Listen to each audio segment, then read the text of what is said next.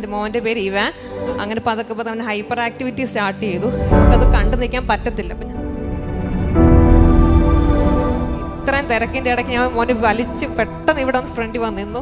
അപ്പം ഞാൻ അവിടെ നിന്ന് കരഞ്ഞോണ്ട് ഞാൻ സർവശക്തനായ പിതാവേ ചൊല്ലിക്കൊണ്ടിരുന്നു. അച്ഛൻ തലയിൽ വെച്ച് പ്രാർത്ഥന ഞാൻ കരയുമായിരുന്നു എൻ്റെ മോന് വേണ്ടി. ആയിരം നന്ദി. എൻ്റെ പേര് അശ്വത.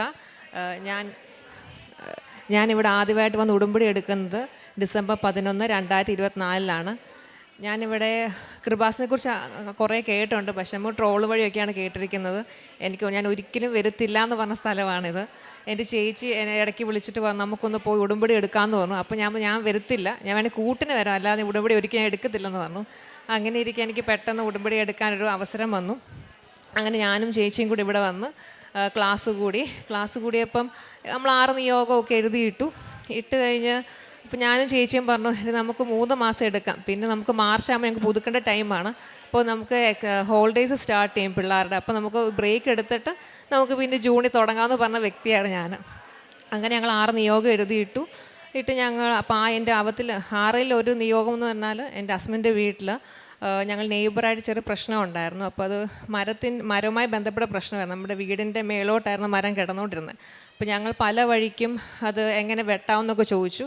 പക്ഷേ അവരൊരിക്കലും സമ്മതിക്കുന്നില്ലായിരുന്നു. ഞങ്ങൾ ഹസ്ബൻഡിൻ്റെ പേരൻസിന് പ്രായമായിട്ടുള്ളവർ. അപ്പോൾ അവർക്ക് ഭയങ്കര ടെൻഷനും, ഇടയ്ക്ക് വിളിച്ചവർക്ക് കാറ്റും മഴയൊക്കെ വരുമ്പോൾ എപ്പോഴും വിളിക്കും, എനിക്ക് പേടിയാവുന്നു, വീഴുവോ എന്നിങ്ങനെ എപ്പോഴും വിളിക്കും. അപ്പോൾ ഞങ്ങൾക്കും അത് ഇവിടെ നിന്ന് കേൾക്കും, ഞങ്ങൾക്കും ഭയങ്കര ടെൻഷനായിരുന്നു.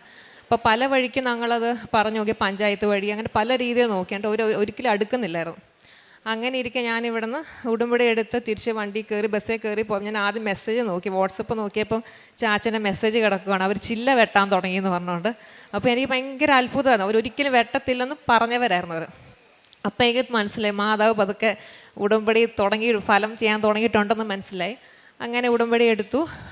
അപ്പം ചില്ല മാത്രം വെട്ടിയുള്ളൂ. അപ്പോൾ ഡിസംബറിലാണ് ചില്ല വെട്ടുന്നത്. അത് കഴിഞ്ഞിട്ട് ഞാനും വീട്ടിൽ പോയി ഉപ്പ് നമ്മുടെ ഇവിടുന്ന് മണ്ണെടുത്തുകൊണ്ട് അതിലിട്ട് നമ്മൾ പ്രാർത്ഥിച്ചു.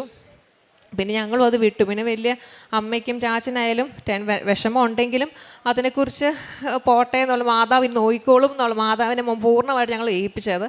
എപ്പോഴും പ്രാർത്ഥനയിൽ ഇതെപ്പോഴും വെച്ച് പ്രാർത്ഥിക്കുമായിരുന്നു. അപ്പം ജൂൺ ആയപ്പോൾ എനിക്ക് സാക്ഷ്യം പറയേണ്ട സമയമായപ്പോൾ ഞാൻ ഒരു ദൈവമേ എനിക്കിത് ഈ സാക്ഷ്യം ഫുൾഫിൽ ചെയ്യാൻ പറയാൻ പറ്റത്തില്ലല്ലോ എന്ന് ഭയങ്കര വിഷമമായിരുന്നു എനിക്ക്. അപ്പോൾ ഞാൻ ഹസ്ബൻഡിനോട് ഞാൻ പറഞ്ഞു എനിക്കിത് ചില്ല മാത്രമേ, ഞാൻ മരം വെട്ടാനല്ലേ ഞാൻ നിയോഗം വരുതേ, ചില്ല മാത്രം വിട്ട് ഞാൻ എങ്ങനെയാണ് ഇവിടെ പറയുന്നത് എൻ്റെ മനസ്സിൽ എൻ്റെ ഹസ്ബൻഡിനോട് ഞാൻ പറഞ്ഞു. അങ്ങനെ ഇരിക്കും. അതിൻ്റെ പിറ്റേ ദിവസം ഞാൻ ഹസ്ബൻഡിനോട് പറഞ്ഞതിൻ്റെ പിറ്റേ ദിവസം രാവിലെ 8:30 വാട്സപ്പ് നോക്കിയപ്പോൾ അമ്മ മെസ്സേജ് ഇട്ടേക്കുക, മക്കളെ അവർ മരം വെട്ടിക്കൊണ്ടിരിക്കുക, 1 അല്ല 4 മരം നമ്മുടെ ഇവിടെ അവർ വെട്ടിക്കൊണ്ടിരിക്കുന്നതെന്ന് പറഞ്ഞു. അതൊക്കെ ഞങ്ങൾക്ക് ഭയങ്കര അത്ഭുതമായിരുന്നു. അത് എങ്ങനെ നടന്നതെന്ന് പോലും ഞങ്ങൾക്ക് അറിയത്തില്ല. അമ്മമാതാവ് ഇറങ്ങി വന്ന് സഞ്ചാരിമാത അവിടെ വന്നോട് പ്രവർത്തിച്ചൊരു സംഭവമായിരുന്നു. അതായിരുന്നു എൻ്റെ ആദ്യത്തെ നിയോഗം. എൻ്റെ രണ്ടാമത്തെ നിയോഗം എൻ്റെ മോന് വേണ്ടിയാണ്. എൻ്റെ മോൻ്റെ പേര് ഇവാൻ. അവൻ 6th പഠിക്കുന്നു. കൊറോണ ടൈം, അത് ഫസ്റ്റ് സ്റ്റാൻഡിൽ പഠിക്കുമ്പോഴാണ് നമ്മൾ കൊറോണ ടൈം വരുന്നത്. അപ്പം അന്ന് തൊട്ട് സ്കൂൾ നമുക്ക് ക്ലാസ് ഇല്ലല്ലോ, അപ്പം വീട്ടിൽ ഇരുന്നുകൊണ്ടാണ് എല്ലാം ക്ലാസ് എടുക്കുന്നത്. അങ്ങനെ പതൊക്കെ അവൻ ഹൈപ്പർ ആക്ടിവിറ്റി സ്റ്റാർട്ട് ചെയ്തു. അപ്പം അത് പ്രത്യേകിച്ച് എനിക്കും ഹസ്ബൻഡാണ് കൂടുതൽ അതിനെക്കുറിച്ച് കാണുമ്പോൾ മനസ്സിലാവുന്നത്. TV ഒക്കെ കാണുമ്പോൾ നമുക്ക് സഹിക്കാൻ പറ്റും. ഇങ്ങനെ പേരൻസിന് അറിയാതെ ഹൈപ്പർ ആക്ടിവിറ്റി ഉള്ളവരുടെ പേരൻസ് മനസ്സിലാവും അതിൻ്റെ വിഷമം എന്താണെന്ന്. ചുമ്മാ ചിരിക്കുക, TV കാണുമ്പോൾ ചാട്ടവും ബഹളവും, നമുക്കത് കണ്ടു നിൽക്കാൻ പറ്റത്തില്ല. അപ്പം നമ്മൾ കാണുമ്പോൾ ഭയങ്കര ദേഷ്യപ്പെടും. പക്ഷേ ഉള്ളിൻ്റെ ഉള്ളിലുണ്ട്, അവൻ അറിയുന്ന പോലും ഇല്ല, കാണത്തില്ല ഇതിൻ്റെ ഇങ്ങനെ ഒരു പ്രശ്നമുള്ള കാര്യം. ചിലപ്പോൾ അടിക്കുകയൊക്കെ ചെയ്യും. അങ്ങനെ ഉടമ്പടി എടുത്ത് ജാനുവരി ഞാൻ ഇവിടെ വന്ന് ഞങ്ങൾ അച്ഛനെ കൊണ്ട് പിന്നെ ബ്ലസ് ചെയ്യണമെങ്കിൽ ആഗ്രഹം ഉണ്ടായിരുന്നു. അങ്ങനെ ഞാൻ എറണാകുളത്ത് നിന്ന് ഇങ്ങോട്ട് വന്ന് പോകേണ്ടത് ഞാൻ വിളിച്ചു ചോദിച്ചു അച്ഛനുണ്ടോ. അപ്പോൾ അച്ഛനുണ്ട്, 1:30 വരെ ഉള്ളൂ, അതിൻ്റെ മുന്നേ വന്ന് എടുക്കണമെന്ന് പറഞ്ഞു കൂപ്പണ്. അപ്പോൾ ഇവിടെ എത്തിയപ്പോൾ 1:30 കഴിഞ്ഞു, ഓഫീസ് അടച്ചു, എനിക്ക് എന്നെ ചെയ്യേണ്ടതെന്ന് പറഞ്ഞു. അപ്പോൾ ഞാൻ കാരണമാണ് ലേറ്റ് ആയത്, ബ്ലോക്ക് ഉണ്ടായിരുന്നു, മൊത്തം പ്രശ്നങ്ങൾ. പക്ഷേ ഞാൻ അവിടെ വിഷമിച്ചു പോയി. പെട്ടെന്ന് ഞാൻ വണ്ടിയിൽ നിന്ന് ഇറങ്ങിയപ്പോൾ ഞാൻ ഫോൺ പോലും എടുക്കാതെയാണ് കൃപാസനത്തിൽ ഇറങ്ങി. ഹസ്ബൻഡും പിള്ളേരും കാർ പാർക്ക് ചെയ്യാൻ പോയി. അവിടെ നിന്നപ്പോൾ ഓഫീസിനോട് നിന്നപ്പോൾ അകത്തുനിന്ന് ഒരു ചേട്ടൻ എന്നെ വിളിച്ചിട്ട് പറഞ്ഞു എന്നാ പ്രശ്നം, കയറി വരാൻ പറഞ്ഞു. അപ്പോൾ എനിക്ക് എൻ്റെ പറയാൻ എൻ്റെ മോൻ മാത്രമേ ഞാൻ പറയുന്നുള്ളൂ. അപ്പോൾ ആ ചേട്ടനോട് എന്നെ പറ്റി, മോൻ എന്താ പറ്റി, ഞാൻ ഹൈപ്പർ ആക്ടിവിറ്റി എന്ന് മാത്രം, എനിക്ക് വേറെ ഒന്നും എൻ്റെ വായിന്ന് വരുന്നില്ല, എനിക്ക് എന്നെ പറയേണ്ടതെന്ന് പോലെ ഞാൻ അങ്ങനെ കരയുക. അപ്പോൾ ചേട്ടൻ വിഷമിക്കേണ്ട, ഇപ്പം വേണേൽ അച്ഛൻ ഇപ്പം പോവും, പെട്ടെന്നൊരു കൂപ്പൺ തരാമെന്ന് എഴുതി. ഇപ്പം എൻ്റെ ഫോണില്ല, ഒന്ന് വിളിച്ച് പറയാൻ, മോനെ ഇങ്ങോട്ട് കയറ്റി വിടാൻ പോലും പറയാൻ എൻ്റെ ഫോണില്ല, ഭയങ്കര തിരക്കും. ഞാൻ അവിടെ നിന്ന് എന്നെ മാതാവിന്ന് വിളിച്ചപ്പോൾ നോക്കും, എൻ്റെ മോൻ്റെ കൈ പൊക്കി കാണിക്കും അങ്ങ് ദൂരേന്ന്. ഞാൻ അവനെ വിളിച്ചുകൊണ്ട് എനിക്ക് എങ്ങനെ ഇത്രയും തിരക്കിൻ്റെ ഇടയ്ക്ക് ഞാൻ മോനെ വലിച്ച് പെട്ടെന്ന് ഇവിടെ വന്ന് ഫ്രണ്ടിൽ വന്ന് നിന്നു. മോനെ അച്ഛൻ ഇവിടെ വന്ന് ബ്ലെസ് ചെയ്തപ്പോൾ ഞാനവിടെ മോൻ സർവശക്തനായ പിതാവ് കുഞ്ഞ് അറിയത്തില്ല. അപ്പം ഞാൻ അവിടെ നിന്ന് കരഞ്ഞുകൊണ്ട് ഞാൻ സർവശക്തനായ പിതാവ് ചൊല്ലിക്കൊണ്ടിരുന്നു. അച്ഛൻ തലയിൽ വെച്ച് പ്രാർത്ഥന കരയുമായിരുന്നു എൻ്റെ മോന് വേണ്ടി. അങ്ങനെ ബ്ലെസ് ചെയ്ത് ഞങ്ങൾ തിരിച്ചുപോയി കഴിഞ്ഞ് പിന്നെ നമ്മൾ ഇങ്ങനെ അത് വിട്ട് കഴിഞ്ഞ് ഒരു മാർച്ചൊക്കെ ആയപ്പം ഇവരെ എക്സാം സ്റ്റാർട്ട് ചെയ്തു. അപ്പം എക്സാം ഒത്തിരി ബ്രേക്ക് ഉണ്ട് ഇവർക്ക് എക്സാം ടൈമിൽ. അപ്പോൾ ഞാൻ ആ സമയത്ത് ഇപ്പം മോനെ വീട്ടിലുണ്ട്, അപ്പോൾ ടി വി കാണുന്നുണ്ട്. അപ്പോൾ ഞാൻ ഇവനെ ചുമ്മാ അവിടെ ഇരുന്ന് കാണും, സാധാരണ ഒരാൾ എങ്ങനെ ടി വി കാണും അങ്ങനെ കാണുക. അപ്പം ഞാൻ 2-3 ദിവസം ശ്രദ്ധിക്കുന്നു, പിന്നെ എന്നെ പ്രശ്നമൊന്നും ഇല്ല, ഇതിന് എന്നെ പറ്റിയെന്ന് ഓർത്ത്. അപ്പം ഞാൻ ഹസ്ബൻഡിനോട് ചോദിച്ചു. അപ്പോൾ ഹസ്ബൻഡ് പറഞ്ഞു ഇല്ല കുഴപ്പമില്ലെന്ന് പറഞ്ഞു.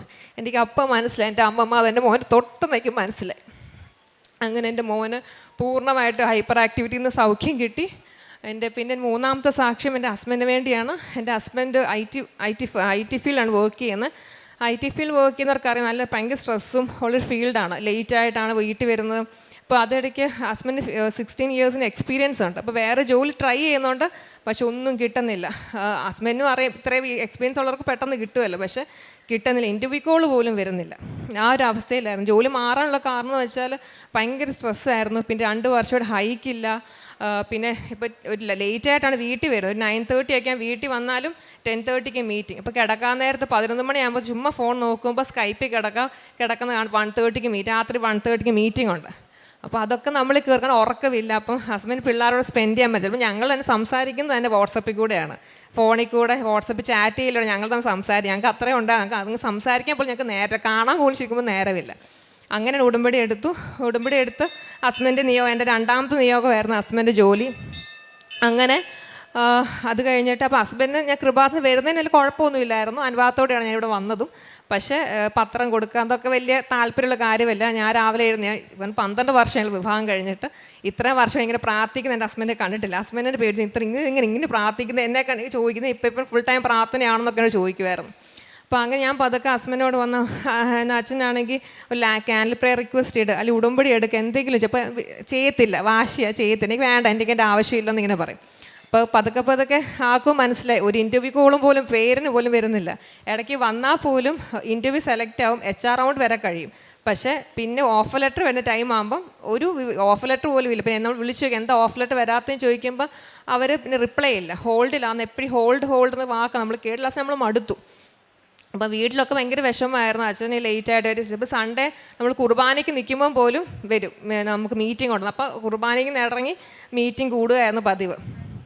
അതെല്ലാം കഴിഞ്ഞ് പതുക്കെ ആൾക്ക് മനസ്സിലായി മെറിറ്റെല്ലാം പോയി എന്നുള്ളത് മനസ്സിലായി. ഞാൻ പതുക്കെ നോക്കുമ്പോൾ എൻ്റെ കൃപാസനെക്കുറിച്ചുള്ള യൂട്യൂബ് ചാനൽ കാണാൻ തുടങ്ങി. അങ്ങനെ പതുക്കെ ക്യാൻഡിൽ പ്രെയർ റിക്വസ്റ്റ് ഇട്ടു. അത് കഴിഞ്ഞിട്ട് എന്നോട് പറഞ്ഞു, എന്നോട് ഒരു ദിവസം പറഞ്ഞു not my merit but by grace എന്ന് പറഞ്ഞു. അപ്പോൾ ഞാൻ ശരിക്കും ഞെട്ടിപ്പോയി, എന്താ അങ്ങനെ പറയാൻ പെട്ടെന്ന് അങ്ങനെ പറഞ്ഞു. അപ്പോൾ എനിക്ക് മനസ്സിലായി മാതാവ് പറഞ്ഞ് ഇടപെട്ട് തുടങ്ങും, എനിക്ക് ഉറപ്പായിരുന്നു. അങ്ങനെ അപ്പം എന്നോട് പറഞ്ഞു 5:30 ആകുമ്പോൾ എന്നെയും വിളിക്കണം, പ്രത്യക്ഷ പ്രാർത്ഥനയ്ക്ക് വിളിക്കണമെന്ന് പറഞ്ഞു. അപ്പോൾ എൻ്റെ ഉടമ്പടി ഞാൻ ഒന്ന് പുതുക്കി കഴിഞ്ഞ് അപ്പം പതുക്കെ ഇൻ്റർവ്യൂ കോൾസ് വരാൻ തുടങ്ങി. അങ്ങനെ ഒരു ഇൻ്റർവ്യൂ കോൾ വന്നു. അത് IT ഫീൽഡുള്ളവർക്ക് മനസ്സിലാവും, 3-4 റൗണ്ടുണ്ട്. ഒരു 1.5-2 മണിക്കൂറത്തെ ഇൻ്റർവ്യൂ ആയിരിക്കും, ടെക്നിക്കൽ റൗണ്ട്, അങ്ങനെ പല റൗണ്ട്സും ഉണ്ട്. അപ്പോൾ ഹസ്ബൻഡ് ഞാനപ്പം ഇപ്പോൾ ഓൺലൈൻ ഇൻ്റർവ്യൂ ആയിരിക്കും മിക്കതും. അപ്പോൾ ഞാൻ ആ സമയത്ത് കാശുരൂപം കൊടുക്കും, ഉപ്പിട്ട് പ്രാർത്ഥിക്കും, എല്ലാം തേന് ഉപ്പെല്ലാം കൊടുക്കും. അപ്പോൾ ആ സമയം ഇൻ്റർവ്യൂവിൻ്റെ സമയത്ത് ഫുൾ ടൈം ഞാൻ കൊന്തയും ചൊല്ലി പ്രദക്ഷിണ പ്രാർത്ഥന ചൊല്ലി നീലയും പച്ചത്തിരിയും കത്തിച്ചാണ് പ്രാർത്ഥിച്ചുകൊണ്ടിരുന്നത്.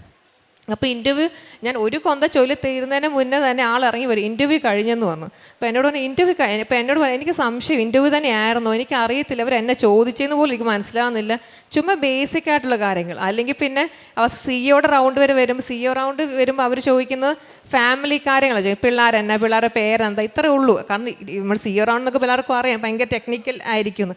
അതൊന്നുമില്ല, പെട്ടെന്ന് 10-15 മിനിറ്റ് അരമണിക്കൂർ മാക്സിമം അരമണിക്കൂറിന് ഇൻ്റർവ്യൂ കഴിഞ്ഞു. അപ്പോൾ പിന്നെ പിറ്റേ ദിവസം വരുന്നു ഇൻ്റർവ്യൂ ക്ലിയറായി.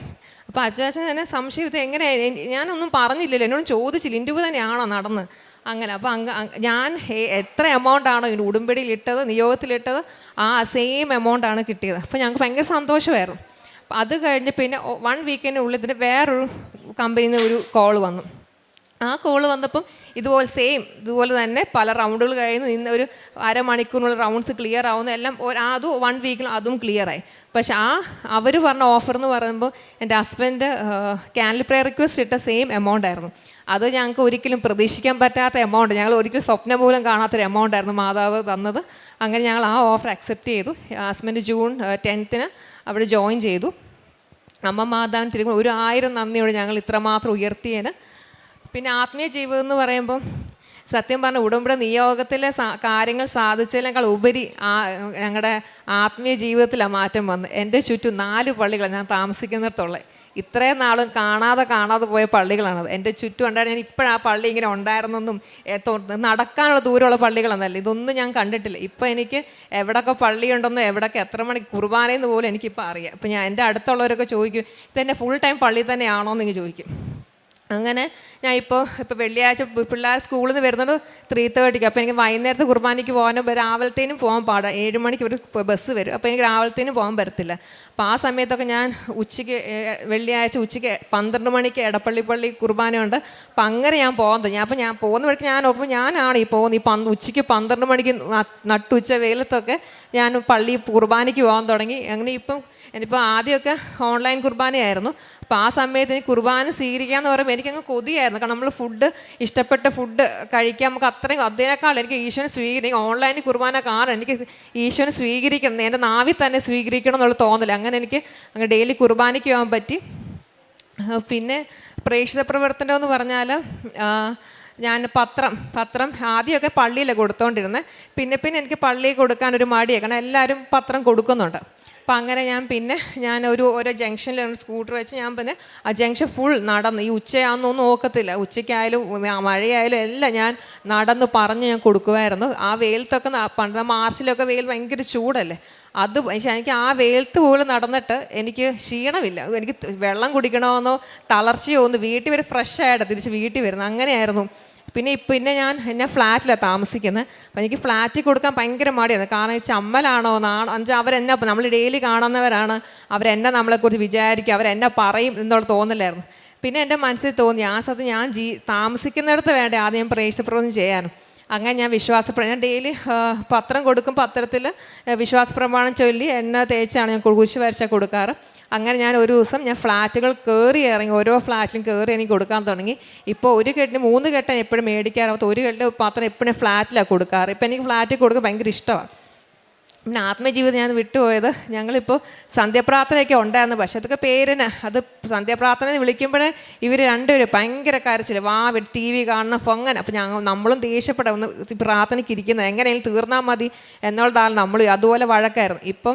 നമ്മളിപ്പം രാത്രി 12 മണിക്ക് പ്രാർത്ഥനയ്ക്ക് വന്നിരിക്കാൻ പറഞ്ഞാൽ ഒരു കുഴപ്പമില്ല, 2 ഇടവും വാലവും നിന്ന് മുട്ടുകുത്തി നിന്ന് അവർ ഇപ്പം കൊന്ത പിടിക്കാൻ വരെ അവരടിയായിരുന്നു. അതുപോലെ കൊന്ത പിടിച്ചാണ് അവർ അതിന് പ്രാർത്ഥിക്കാനിരിക്കുന്നത്. ഞങ്ങൾ ആത്മജീവിതത്തിൽ ഏറ്റവും ഞങ്ങൾക്ക് ഇത് വന്നത് ആത്മജീവിതത്തിലാണ്. പിന്നെ ഞങ്ങൾ കാരുണ്യപ്രവൃത്തിയായിട്ട് ഞാൻ പൊതിച്ചോറ് കൊടുക്കാറുണ്ട്.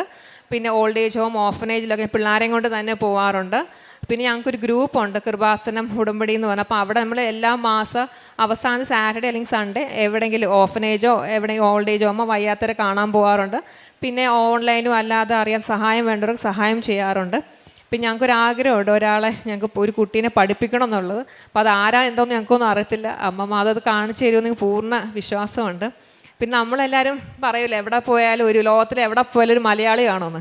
അതുപോലെയാണ് ഇപ്പോൾ ലോകത്ത് ഇപ്പോൾ എവിടെ പോയാലും ഈ കൃപാസന ഉടമ്പടി എടുക്കാത്ത ആരെങ്കിലും കാണാതിരിക്കത്തില്ല. അത്രയും മാതാവിൻ്റെ പ്രത്യക്ഷീകരണം ഉയർന്നുകൊണ്ടിരിക്കുകയാണ്. എത്രയും പെട്ടെന്ന് മാതാവിൻ്റെ പ്രത്യക്ഷീകരണം തിരുസഭ അംഗീകരിക്കട്ടെ എന്ന് പ്രാർത്ഥിക്കുന്നു. കൃപാസന മാതാവേ, യേശുവച്ചൻ നന്ദി. എൻ്റെ പേര് അരുൺ. എൻ്റെ ഭാര്യ പറഞ്ഞ പോലെ ഞാൻ എറണാകുളത്ത് ഒരു IT കമ്പനിയിൽ വർക്ക് ചെയ്യുകയാണ്. ഞാൻ 16 വർഷമായി വർക്ക് ചെയ്യുന്നു. അപ്പോൾ എനിക്ക് 2 വർഷമായിട്ട് ഹൈക്കുകളൊന്നും കിട്ടുന്നില്ല. IT-യിലുള്ള എല്ലാവർക്കും അറിയാം, എല്ലാ വർഷവും അവിടെ ഒരു ഹൈക്ക് ഉണ്ടാകും. പക്ഷേ 2-2.5 വർഷമായിട്ട് ഹൈക്ക് കിട്ടുന്നില്ല. അപ്പം വേറെ എന്തെങ്കിലും ഒരു ജോലി നോക്കിയാലോ എന്ന് ആലോചിച്ചു. എല്ലാ ദിവസവും ഞാൻ ജോലിക്ക് വേണ്ടി അപ്ലൈ ചെയ്യുന്നുണ്ടായിരുന്നു. ഇൻ്റർവ്യൂസ് കിട്ടുന്നത് വളരെ കുറവായിരുന്നു. അങ്ങനെ എൻ്റെ ഭാര്യ ഇവിടെ വന്നു, ഉടമ്പടി എടുത്തു. രണ്ടാമത്തെ പ്രാവശ്യം ഉടമ്പടി എടുത്ത ശേഷം എനിക്ക് ഇൻ്റർവ്യൂസിൻ്റെ എണ്ണം കൂടാൻ തുടങ്ങി, വരുന്നതിൻ്റെ എണ്ണം കൂടാൻ തുടങ്ങി. ഒരു ദിവസം വന്നു കഴിഞ്ഞപ്പോൾ ഒരു ഇൻ്റർവ്യൂ എന്ന് പറഞ്ഞ് വന്നത് ജസ്റ്റ് ഒരു ടെസ്റ്റായിരുന്നു. അതിനകത്തെന്ന് പറഞ്ഞു കഴിഞ്ഞാൽ കുറച്ച് ആപ്റ്റിറ്റ്യൂഡ് ടെസ്റ്റും പിന്നെ നമ്മളുടെ ലാംഗ്വേജ് ചെക്ക് ചെയ്യുന്ന കുറച്ച് സാധനങ്ങൾ നമ്മൾക്ക് കേട്ട് മനസ്സിലാക്കണം. IELTS പോകുന്ന പോലെ ലാംഗ്വേജ്, റിട്ടൺ, ലിസണിങ് അങ്ങനെയുള്ളൊരു ടെസ്റ്റ് മാത്രം. അപ്പം അത് ഞാൻ ക്ലിയറായി. അതിൻ്റെ അടുത്ത റൗണ്ട് എന്ന് പറയുന്നത് എന്നെ അവർ വിളിച്ചിട്ട് എൻ്റെ സെക്കൻഡ് റൗണ്ട് വന്ന് ആകെ 2 ചോദ്യമാണ് ചോദിച്ചത്. അത് കഴിഞ്ഞു, ക്ലിയറായി. നെക്സ്റ്റ് വന്ന് HR വന്ന് യു ആർ സെലക്റ്റഡ് എന്ന് പറഞ്ഞു. നോർമലി ഇതിനു മുമ്പുള്ള എല്ലാ ഇൻ്റർവ്യൂസും മിനിമം 45 മിനിറ്റ് എന്നോട് ചോദ്യം ചോദിക്കും. 45 മിനിറ്റ് എന്ന് പറയുമ്പോൾ നിങ്ങൾക്കറിയാം, 1 മിനിറ്റിൽ ഒരു ക്വസ്റ്റ്യൻ അല്ല, ഒത്തിരി ക്വസ്റ്റ്യൻസ് ചോദിക്കും. ചിലപ്പം പല സിനാരിയോസ് തന്നിട്ടുണ്ടാകും. ഇത് അങ്ങനെ ഒന്നുമില്ല. ജസ്റ്റ് 2 ക്വസ്റ്റ്യൻ കൊണ്ട് എന്നെ ഇൻ്റർവ്യൂ കഴിഞ്ഞു. എനിക്ക് അടുത്ത പോസ്റ്റിലേക്കുള്ള അല്ലെങ്കിൽ അടുത്ത ഹയർ പൊസിഷനിലേക്കുള്ള ഒരു ഇൻ്റർവ്യൂ ആയിരുന്നു ക്ലിയർ ആയത്. പിന്നെ വീണ്ടും 1-2 ഇൻ്റർവ്യൂസും കൂടെ വന്നു. നെക്സ്റ്റ് വന്ന ഇൻ്റർവ്യൂ ആക്ച്വലി വന്നു കഴിഞ്ഞാൽ ഒരു 90 മിനിറ്റ്സ് ഉണ്ടായിരുന്നു ഇൻ്റർവ്യൂ, ടെക്നിക്കൽ റൗണ്ട്. ആ 90 മിനിറ്റ്സ് കഴിഞ്ഞ് കഴിഞ്ഞപ്പോൾ അവിടുന്ന് HR വിളിച്ചിട്ട് പറഞ്ഞു, നിങ്ങൾക്ക് HR റൗണ്ട് ക്ലിയർ ആയിരിക്കുന്നു, ടെക്നിക്കൽ റൗണ്ട് ക്ലിയർ ആയിരിക്കുന്നു, ഇനിയുള്ളത് CEO റൗണ്ടാണ്. CEO റൗണ്ടിനും വീണ്ടും ഏകദേശം ഒരു 1 ഹവറിന് മേളിലുണ്ടായിരുന്നു. പുള്ളി കൂടുതൽ ടെക്നിക്കലായിട്ടുള്ള ചോദ്യം ഒരു 3-4 ക്വസ്റ്റ്യൻസ് മാത്രമേ ചോദിച്ചുള്ളൂ. ബാക്കി അല്ലാതെ വൈഫ് എന്ത് ചെയ്യുന്നു, ഇതിന് മുമ്പ് എവിടെയാണ് പഠിച്ചത്, പിള്ളേരുടെ പേരെന്താണ്, അങ്ങനെയുള്ള കുറേ ക്വസ്റ്റ്യൻസ് ചോദിച്ചു. അത് കഴിഞ്ഞിട്ട് പുള്ളി ഓക്കെ പറഞ്ഞു. അതിനുശേഷം HR വിളിച്ചു കഴിഞ്ഞിട്ട് ഞാൻ ചോദിച്ചതിനേക്കാൾ കൂടുതൽ, അതായത് ഞാൻ ഇവിടെ ക്യാൻഡിൽ ലൈറ്റ് ബ്രേക്ക്ഫാസ്റ്റ് ഇട്ടപ്പോൾ ഇട്ടിരുന്ന അതേ എമൗണ്ട്, പക്ഷേ അത് ഞാൻ ചോദിച്ചിരുന്നില്ല, അതേ എമൗണ്ട് മാതാവ് എനിക്ക് തന്നു. ആദ്യത്തെ ഇൻ്റർവ്യൂ ക്ലിയർ ആയി കഴിഞ്ഞപ്പോൾ തന്നെ ഞാൻ എൻ്റെ വൈഫിനെ വിളിച്ച് ആദ്യം പറഞ്ഞ ഇതാണ്, not by merit but by grace. കഴിഞ്ഞ ദിവസം അച്ഛൻ പ്രസംഗത്തിൽ പറഞ്ഞതുപോലെ പത്രോസ്ലീഹ മീൻ പിടിക്കുവാനായിട്ട് ശ്രമിച്ചു, രാത്രി മുഴുവൻ ശ്രമിച്ചു. പക്ഷേ യേശുദേവൻ അവിടെ വന്നു കഴിഞ്ഞപ്പോൾ പറഞ്ഞ സ്ഥലത്ത് വെച്ച് അവിടെ ഇട്ടു. അപ്പോൾ ഒരു സംശയവും കൂടാതെ പത്രോസ്ലീഹ അവിടെ വലയിട്ടു. അവിടെ മീൻ എത്രയാണോ പ്രതീക്ഷിച്ചത് അതിനേക്കാൾ കൂടുതൽ ലഭിച്ചു എന്ന് പറഞ്ഞതുപോലെ എൻ്റെ അനുഭവത്തിലെ കാര്യമാണിത്. ഇപ്പോഴും ഞാൻ പറയുന്നു, എൻ്റെ കഴിവല്ല, എല്ലാം not by merit but by grace. ഇതുപോലെ ഞങ്ങൾ 4 സിസ്റ്റേഴ്സാണ്. ഞങ്ങൾ 4 സിസ്റ്റേഴ്സ്, ഞങ്ങൾ 3 പേര് ഉടമ്പടിയിലാണ്. ഒരു ചേച്ചി എന്ന് പറയുമ്പോൾ ഉടനെ ഉടമ്പടി എടുക്കും, അങ്ങനെയാണ്. പിന്നെ എൻ്റെ ഹസ്ബൻഡിലെ അമ്മയായാലും എൻ്റെ അമ്മയായാലും എല്ലാവരും ഇപ്പോൾ ഉടമ്പടി ജീവിതത്തിലാണ് നയിക്കുന്നത്. അവർക്ക് പ്രായമായതുകൊണ്ട് ഉടമ്പടി എടുക്കാൻ സാധിക്കത്തില്ല. പക്ഷേ 2 പേരും ഉടമ്പടി തന്നെയാണ്. ഇപ്പം എൻ്റെ ഹസ്ബൻഡിൻ്റെ അമ്മ ഈയിടെ രാവിലെ 5:30 എഴുന്നേക്കാൻ പറ്റിയില്ല, ഉറങ്ങിപ്പോയെന്ന് പറഞ്ഞു. അപ്പം എന്നെ രാവിലെ വിളിച്ച്, മോളെ ഞാൻ എഴുന്നേറ്റില്ല, പക്ഷേ അച്ഛൻ്റെ ടോക്കിൽ നമ്മൾ സാധാരണ നമ്മുടെ ഡെയിലി ബ്ലെസ്സിങ്ങിൽ ഡെയിലി ബ്രെഡിൽ അച്ഛനിങ്ങനെ ആദ്യം തുടക്കത്തിൽ പ്രാർത്ഥനയല്ല തുടങ്ങും. പക്ഷെ അന്ന് അച്ഛൻ പറഞ്ഞ പ്രായമുള്ളവർ 5:30 എഴുന്നേക്കാൻ ഇച്ചിരി മടിയുണ്ട് ഇടയ്ക്ക്. അപ്പം ഞാനത് അറിയുന്നുണ്ടെന്ന് ഇങ്ങനെ രീതി അച്ഛൻ പറഞ്ഞു. അത് അമ്മയ്ക്ക് വേണ്ടി അച്ഛൻ ആദ്യമായി ഇത്രയും നാളോട് അച്ഛൻ അങ്ങനെ ഒരു വാക്ക് പറഞ്ഞിട്ടില്ല, ആദ്യമായിട്ടാണ് അച്ഛൻ അങ്ങനെ പറയുന്നത്. അപ്പം അമ്മ പറഞ്ഞു, അച്ഛനെല്ലാം കാണുന്നുണ്ട്, അച്ഛൻ എനിക്ക് വേണ്ടി അത് പറഞ്ഞതുപോലെ ഉണ്ടായിരുന്നു പറഞ്ഞു. ഇപ്പം ഞങ്ങളിപ്പോൾ എല്ലാവരും ഞങ്ങൾ ഉടമ്പടി ജീവിതത്തിലാണ്. എൻ്റെ മോൾക്ക് ഇടയ്ക്ക് നെക്ക് പെയിൻ വരും. അപ്പോൾ നെക്ക് പെയിൻ വരുമ്പോൾ സ്കൂളിൽ പോകുമ്പോൾ ഞാൻ പിറകെ ഉടമ്പടി തൈലം തേച്ച് കൊടുക്കാറുണ്ട്. അപ്പോൾ സ്കൂളിൽ തിരിച്ച് വന്നപ്പോൾ എന്നോട് പറഞ്ഞ, അമ്മ ഞാൻ ബസ്സിൽ കയറിയപ്പോഴേ നെക്ക് പെയിൻ പോയി. അപ്പോൾ ഞാൻ പറഞ്ഞ, മോളെ ഞാൻ അമ്മ തന്നില്ല, ഞാൻ തൈലം പൂശിയതല്ല, അതുകൊണ്ടാണ് പോയത്, അമ്മ മാധവ് മാറ്റി തന്നാന്ന് പറഞ്ഞു.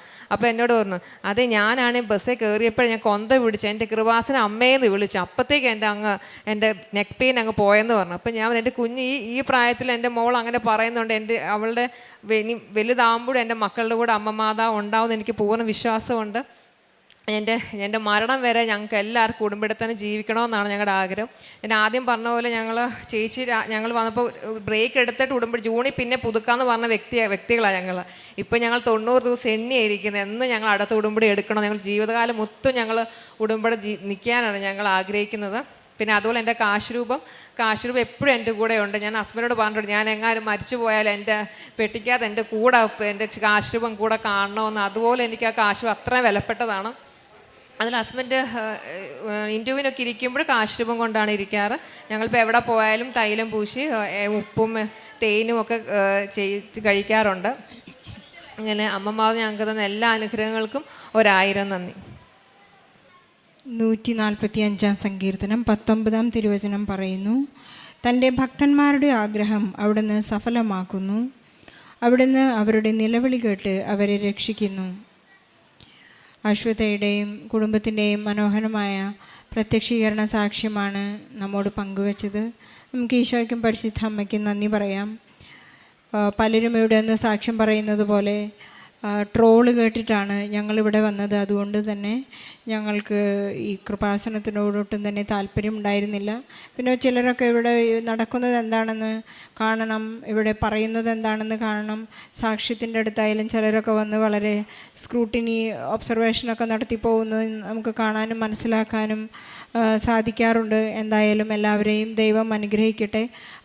അങ്ങനെയുള്ളവർ പലരും ഇവിടെ വന്ന് ഇന്ന് നാം ആരാധനയിൽ പ്രാർത്ഥിച്ചതുപോലെ ആഴത്തിൽ എന്നോട് ഇടപെടണേ എന്നുള്ള ആ പ്രാർത്ഥന ഇന്ന് ഇവരുടെ കുടുംബത്തിൽ വളരെ ശക്തമായിരിക്കുകയാണ്. ഈശോ വളരെ ആഴത്തിൽ ഇടപെട്ട് വളരെ ആത്മാർത്ഥമായി ഇടപെട്ട ഒരു ജീവിത സാക്ഷ്യമാണെന്ന് നമുക്ക് മനസ്സിലാക്കാം. അശ്വത താൻ ഉടമ്പടി എടുത്തപ്പോൾ മുതൽ വളരെ വിശ്വസ്തയായിരുന്നു എന്ന് ഏറ്റുപറയുന്നു. തനിക്ക് എപ്പോഴും തനിക്കില്ലാതിരുന്ന പല ഗുണങ്ങളും തനിക്ക് കയറി വന്നു. തനിക്ക് ചെയ്യാൻ സാധിക്കുമായിരുന്നു. അടുത്ത് 4 പള്ളികളുണ്ടായിരുന്നു, അതൊന്നും എനിക്കറിയില്ലായിരുന്നു. ഞാൻ അത്രമാത്രം സ്വാർത്ഥയായിരുന്നു, കാരണം എനിക്കതൊന്നും അറിയേണ്ട ആവശ്യമില്ലായിരുന്നു. മറ്റുള്ളവരെ ഞാൻ ഉപദ്രവിക്കാനൊന്നും പോയില്ലെങ്കിലും ഞാൻ വളരെ നല്ലൊരു വ്യക്തിയായിരുന്നെന്ന് സ്വയം അഭിമാനിച്ചിരുന്ന ആ ഒരു ഹൈ ലെവലിൽ നിന്ന് ഈശോയിലേക്ക് വളർന്നപ്പോഴുണ്ടായിരുന്ന ആ ഒരു സിംപ്ലിസിറ്റി, ആ ഹ്യൂമിലിറ്റി, പരിശുദ്ധ അമ്മയെപ്പോലെ ഇതാ കർത്താവിൻ്റെ ദാസി എന്ന് പറയാൻ മാത്രം ചെറുതാകാനും അത്ര വലുതാകാനും ഈ സഹോദരിക്ക് സാധിച്ചു എന്നുള്ളതാണ് ഈ സാക്ഷ്യത്തിൻ്റെ മനോഹാരിത. ഇവരുടെ ഹസ്ബൻഡിൻ്റെ ഒരു ജോലി കാര്യത്തിന് വേണ്ടിയാണ് ഇവിടെ ആദ്യമായി താൻ ഉടമ്പടി എടുത്ത് പ്രാർത്ഥിച്ചത്. പക്ഷേ അതിനേക്കാൾ കൂടുതൽ തൻ്റെ ഹസ്ബൻഡിൻ്റെ കുടുംബത്തിലുണ്ടായിരുന്ന ഒരു മരങ്ങളുടെ നെയ്ബർഹുഡിലെ മരങ്ങളുടെ ഒരു പ്രശ്നമായിരുന്നു. അത് ഇവരുടെ ചുമരിനെയും വീടിനെയും വളരെ മോശമായി ബാധിക്കുമായിരുന്നു. വളരെ എഡ്യൂക്കേറ്റഡ് ഫാമിലി ആയിരുന്നുകൊണ്ട്, ഇൻലോസ് വളരെ എഡ്യൂക്കേറ്റഡ് ആയതുകൊണ്ട് അവരോട് വഴക്ക് പിടിക്കാനൊന്നും പോയില്ല. നല്ല ഫാമിലിയാണ്. പക്ഷേ ഇവർ പറയുന്നതൊക്കെ അവർ വളരെ മോശമായി എതിർക്കുകയും സംസാരിക്കുകയും നമുക്കൊന്നും കേട്ടാൽ മോശമായി തോന്നുന്ന വളരെ മോശമായ രീതിയിലായിരുന്നു അവരോട് എതിർത്തിരുന്നത്.